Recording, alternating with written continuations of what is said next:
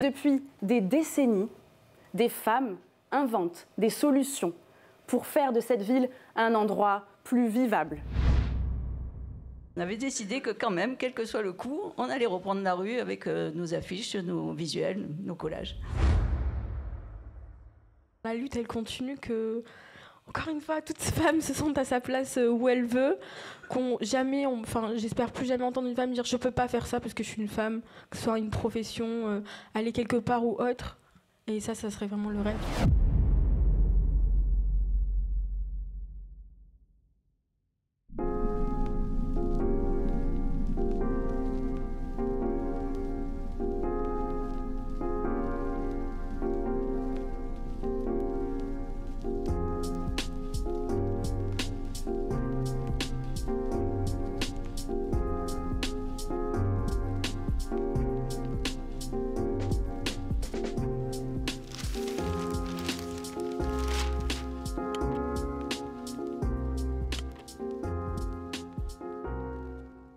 Notre ville féministe imaginaire commence enfin à prendre forme. Ça y est, on peut se déplacer, se divertir et flâner, sans crainte. Ensemble, plus fortes, on peut maintenant réclamer nos droits sans avoir peur. Et on peut manifester, car manifester, c'est concrétiser son appartenance à la ville. C'est s'indigner ensemble, en nombre, et physiquement contre les violences sexistes. Et quel meilleur endroit que la rue pour le faire. Nous sommes le 8 mars 2023 et sous l'ombrière du Vieux-Port, des dizaines de stands et d'associations locales. Il s'agit de la zone d'occupation féministe organisée par le collectif Marseille 8 mars à l'occasion de la Journée internationale pour le droit des femmes. Quand on sort du métro, un espace garderie sur notre gauche et devant plusieurs groupes qui prépare des pancartes pour la manifestation qui partira à 17h30. La journée se déroule dans un mélange d'excitation et de joie. Depuis 2018, le collectif Marseille 8 mars et avant lui le collectif Marseille féministe mènent un vrai travail de remobilisation autour du 8 mars et du 25 novembre, autre date importante puisqu'il s'agit de la Journée internationale contre les violences faites aux femmes. Un travail qui a payé dans cette ère post-MeToo où chaque année les manifestantes se font plus nombreuses. 500 environ le 25 novembre 2019, elles étaient 3500 le 8 mars 2020, un chiffre qui ne décroît pas depuis. Mais la remobilisation a été un peu compliquée à ses débuts à Marseille. En 2019, après l'appel du collectif Nous Toutes au niveau national pour remobiliser autour du 25 novembre, c'est 150 000 personnes qui défilent dans les rues de toute la France. On parle alors de déferlante violette, la couleur de la cause, l'une des manifestations féministes les plus importantes depuis longtemps. À Marseille, la manifestation réunit environ 500 personnes contre 8000 à Lyon, par exemple. En cause, notamment, une rupture générationnelle et idéologique. Les associations, historiquement organisatrices, et les nouveaux collectifs, dont le collectif Marseille féministe, peinent à s'entendre. Et parmi les principaux sujets de dissension, la défense des travailleuses du sexe, la lutte contre la transphobie et la lutte contre l'islamophobie. Depuis, la manifestation est souvent scindée en deux. Quelques années plus tôt, en 2005, le collectif féministe pour l'égalité publiait un communiqué dans lequel il déplorait que certaines manifestantes aient été exclues de la marche mondiale des femmes au prétexte de leur foulard. Dans ce texte, elles racontent comment elles ont été empêchées de monter dans le train qui amenait à la marche, mais aussi humiliées dans le train, puis dans la manifestation. Je ne vais pas rentrer ce soir en détail avec vous sur ces détails, ces guerres intestines au sein des luttes féministes. Elles sont importante et le phénomène s'explique au niveau national et à Marseille. Mais ce que ce phénomène montre surtout, c'est que toutes les femmes ne sont pas tolérées de la même façon dans la rue. Si le genre est le dénominateur commun de bien des violences, d'autres marqueurs, notamment sociaux, la déterminent. Voilà par exemple quelques chiffres. 85% des personnes trans ont déjà subi un acte transphobe. 80% des femmes en situation de handicap sont victimes de violences. 75% des agressions islamophobes le sont contre des femmes. Pendant mes recherches, je suis tombée sur un court documentaire qui s'appelle « La nuit, je marche » et qui a été réalisé par Christine Gabory, Ivora Cusack et Agathe Dreyfus. Tourné la nuit du 7 au 8 mars 2015, lors d'une marche de nuit non mixte féministe. Vous allez le voir dans cet extrait, les militantes marseillaises, déjà en 2015, revendiquaient un féminisme plus inclusif. Tu es sans-papier, tu es travailleuse, tu es en CICAE, tu es travailleuse du sexe, tu t'occupes de tout, tu veux pas d'enfants. Viens! Tu es handicapée, tu fais du vélo, tu es femme au foyer, tu es sourde. Viens, viens, viens, viens! Tu es épilée, tu es grand-mère, tu as envie de prendre de la place, tu te fais pas dépister. Viens! Tu es fière d'être qui tu es. Tu te sens moche? T'es peut-être enceinte? T'es proche. T'en as marre de la compétition féminine? Viens! Viens! Viens! T'en as marre d'être polie, jeune fille, tu te sens seule, tu n'as pas le permis, tu es harcelée par ton patron? Viens! Viens! Tu veux te faire ligaturer les troncs? Viens! Viens! Tu as galéré pour te faire avorter. Tu es flippé dans la rue la nuit? Tu es en colère? Tu te sens mal chez le médecin? Viens! Tu es méprisée par les profs de tes enfants. Tu es une survivante. Tu pètes les plombs. Tu es heureuse. Et bien plus encore!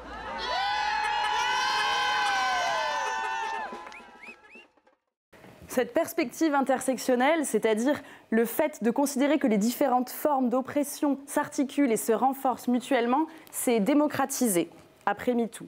Mais existe, on vient de le voir, depuis bien longtemps à Marseille. On doit d'ailleurs le terme aux afro-féministes dans les années 90. Cette perspective intersectionnelle rend la rue à toutes les femmes qui en étaient exclues jusque-là. Elle offre une diversité de femmes fortes dans l'espace public. Et pour évoquer cette question, j'invite à me rejoindre sur scène une jeune féministe, Myriam Loussif, également autrice.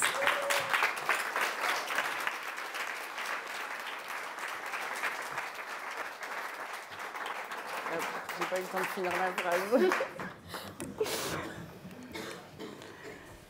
Bonsoir Myriam. Bonsoir. Vous êtes donc, je le disais, l'autrice du recueil intitulé Les défaillances du cœur qui, je cite, évoque la vie d'une jeune adolescente banlieusarde et qui, à mon sens, montre bien comment les discriminations peuvent s'ajouter les unes aux autres. Est-ce que vous êtes d'accord pour nous lire un texte de ce recueil? Oui.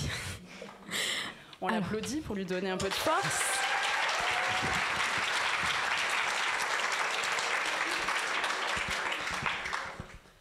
Nous sommes. Je suis celle qui, durant ma scolarité, a été le sujet favori des médias. Une année pour la longueur de mes vêtements, une autre pour ce que je place sur ma tête. Je suis celle qu'on en a privée de parole beaucoup trop longtemps. Je suis la personne qui ne doit pas montrer son torse s'il est développé. Je suis celle que l'on sexualise quand je porte des lunettes ou alors quand j'ai une sucette à la bouche. Je suis celle à qui on dit de se couvrir quand je nourris mon enfant. Je suis celle à qui on demande de quitter le bus pour son voile, celle que l'on accuse d'être provocatrice quand je porte une jupe. Je suis celle que l'on accuse d'être une mauvaise mère lors des dîners. Je suis celle qui doit subir les défauts de son mari ainsi que son infidélité pour ne pas être la risée de la famille. Je suis celle à qui on a donné une date de péremption pour avoir des enfants. Je suis celle à qui la société crée des complexes si je décide de ne pas m'épiler, maigrir, grossir, me maquiller ou ne pas le faire.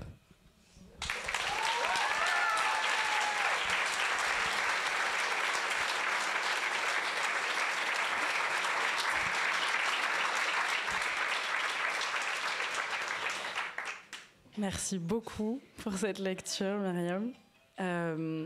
Ce texte est très beau et très fort. Pourquoi vous avez décidé de l'écrire? À quel moment? Qu'est-ce qui s'est passé? Est-ce que vous pouvez nous en dire plus sur ce texte? Qu'est-ce qui l'a déclenché? J'ai commencé à l'écrire il y a 2 ans. Et au début, ça parlait que de moi en tant que femme. Et petit à petit, je me suis ouverte à d'autres thématiques. Et c'était vraiment... au début, quand je parle de porter une jupe, je parlais de moi. Et ensuite, du voile, je parle encore de moi. Quand je parle d'être la risée de la famille, parce que si je subis pas l'infidélité, c'était une discussion entre ma mère et sa copine. C'était vraiment des trucs que j'allais recueillir à droite et à gauche. Je me suis dit que c'était important d'écrire quelque chose où tout le monde se sentait concerné, où tout le monde pouvait se dire « Ah oui, c'est moi », et que la seule cause, c'était le fait d'être une femme. Voilà.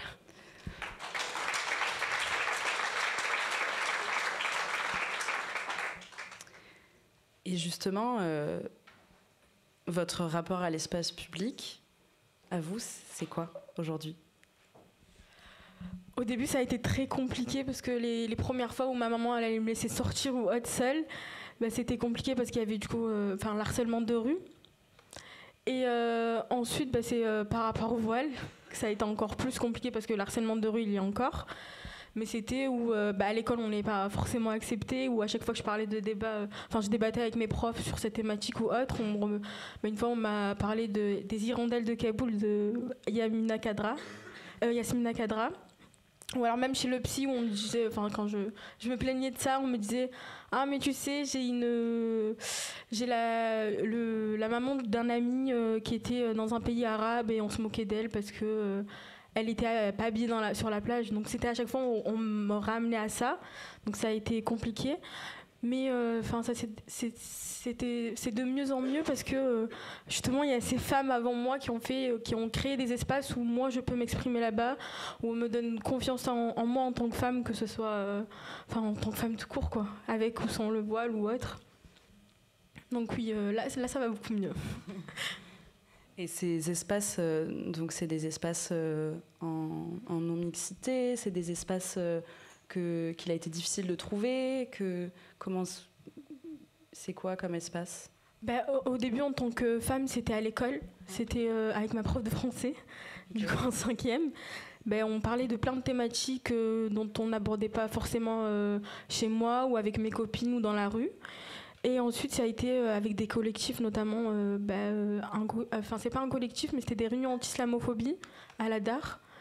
Et là, je me suis dit, ah oui, on est quelque part, quoi. Et moi, que ça soit sur toutes les féministes que je suivais sur Insta, toutes les manifs, je voyais pas de femmes qui portaient le voile. Donc là, ça m'a vraiment rassurée de me dire que je pouvais parler sans être radicale, complotiste et tout ça. Ou de ramener cela à ça, alors que c'était le sujet, quoi. Et ça veut dire quoi, justement, pour toi, aujourd'hui comment tu perçois ton féminisme ? Ça veut dire quoi pour toi ? Il se manifeste vraiment par une grande sororité envers toutes les femmes, déjà, et le fait de soutenir ces femmes, vraiment. Même pour moi, c'est déjà pouvoir être dans la rue ou à la maison, dans tout l'espace qui a été créé, et aussi une vraie sororité. C'est quelque chose qui revient souvent même dans tes textes sur lesquels tu écris.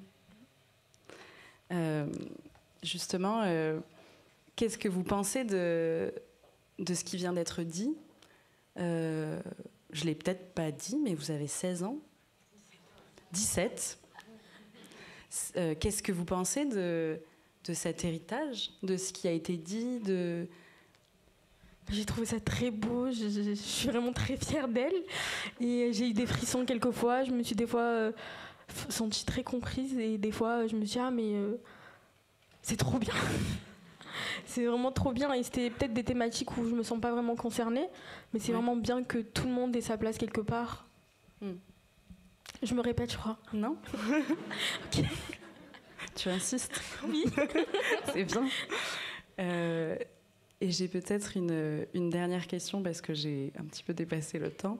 Mais qu'est-ce que vous espérez pour l'avenir, pour vous, pour les femmes dans l'espace public ou ailleurs ?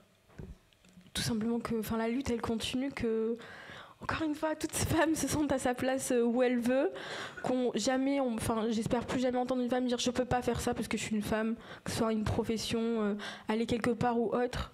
Et ça serait vraiment le rêve. Merci beaucoup, Mariam.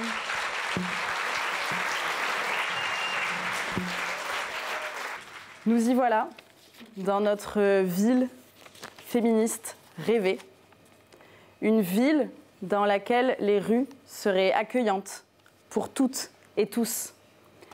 Une ville dans laquelle nos corps ne poseraient plus problème, dans laquelle ils ne seraient plus trop sexués, trop couverts, pas assez, trop foncés, trop vulnérables, trop puissants. Une ville dans laquelle nous n'aurions plus besoin de hurler pour être entendus. Cette ville, malheureusement, n'existe pas encore. Mais parce qu'il y a toutes les personnes que vous avez rencontrées ce soir, cet imaginaire devient peu à peu une réalité. Merci.